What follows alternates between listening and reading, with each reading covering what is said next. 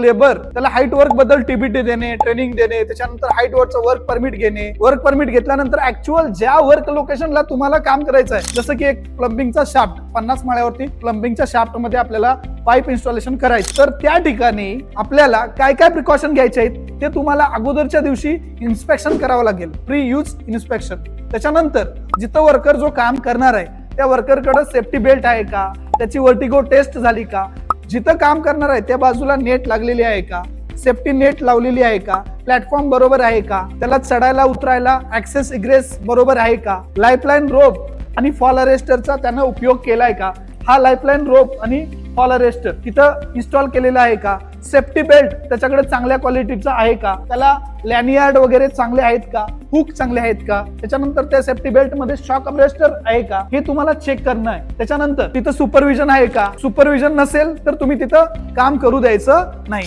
जिथं वर्कर काम करत असेल, ज्या लोकेशनला वर्कर काम करत असेल तर तो सिंगल पर्सन काम करणार नाही, तिथं त्याच्यासोबत एक हेल्पर पण असला पाहिजे. का? कारण सडनली त्या वर्करला चक्कर आली किंवा काही XYZ रिझन मुळे त्याला काही प्रॉब्लेम झाला तर तो कम्युनिकेशन कसं करणार, म्हणून कोणतंही काम करत असते वेळी 2 पर्सन काम केलं पाहिजे. प्रत्येक लोकेशनला 2 माणसं काम करणार, म्हणजे 2 माणसं असली पाहिजेत.